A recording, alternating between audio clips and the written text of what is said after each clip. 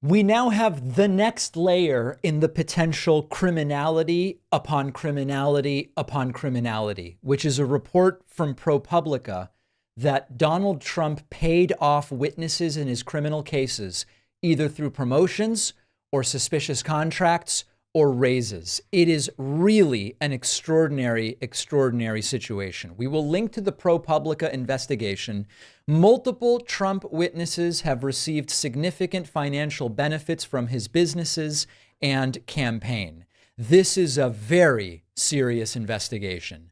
9 witnesses in the criminal cases against former President Donald Trump have received significant financial benefits, including large raises from his campaign, severance packages, new jobs, and a grant of shares and cash from Trump's media company. We were wondering, what is it that Trump is up to with this media company? Is it a way to funnel and launder money to himself for his legal cases, even though he's unable to sell his shares due to a lockup for a predetermined period of time? I don't know. I don't really know.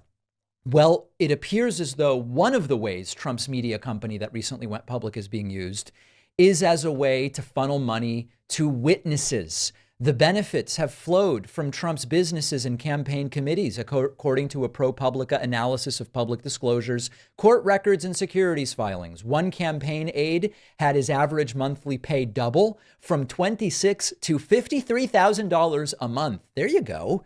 Another employee got a $2 million severance package, which bars him from voluntarily cooperating with law enforcement. One of the campaign's top officials had her daughter hired onto the campaign staff. Isn't that nice? Where she is now the 4th highest paid employee.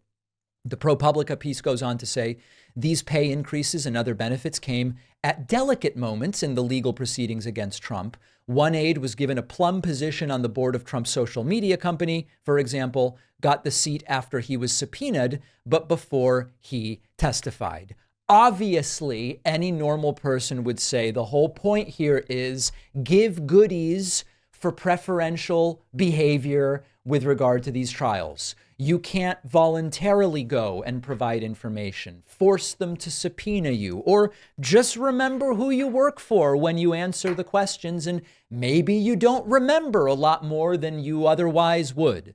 TechDirt has a nice little analysis article, which sort of looks at the importance of this, calls it quite a scoop, reminds us that ProPublica publishes things when they have the receipts.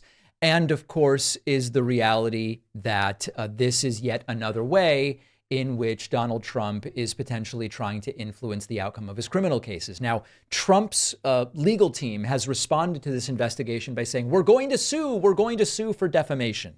I think it's critically important to remember that to be defamation, it needs to be false or untrue statements that cause reputational damage. We've looked... It's wild how in reporting on American politics, you so often have to familiarize yourself with defamation statutes. There are enough, depending on whether it's federal or state, there's a number of different standards that have to be met. But one of them is that to be defamatory, statements have to be untrue. If they are true statements, but for example, violate an NDA, now you're talking about a civil matter. And you can say, well, I'm suing you because you said something true, but you were supposed to keep it secret because you signed the NDA. That's not what's being alleged. Trump's lawyers are saying we're going to file for defamation. And in order to do that, you would have to demonstrate that every single one of these statements that ProPublica makes is untrue. I assume ProPublica has the receipts.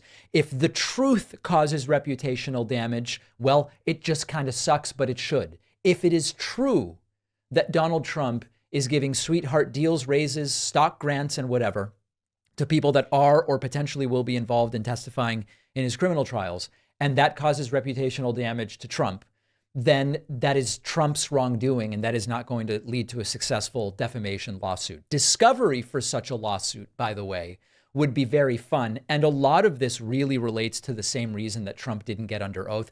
If you put Trump under oath testifying in his defense in that first criminal trial that just wrapped up, the first question is, did you have an affair with Stormy Daniels? Now, it would probably be 30 or 40 questions establishing a foundation and going forward, but you would immediately put Trump in the position to either have to admit that the affair did take place or to risk perjury.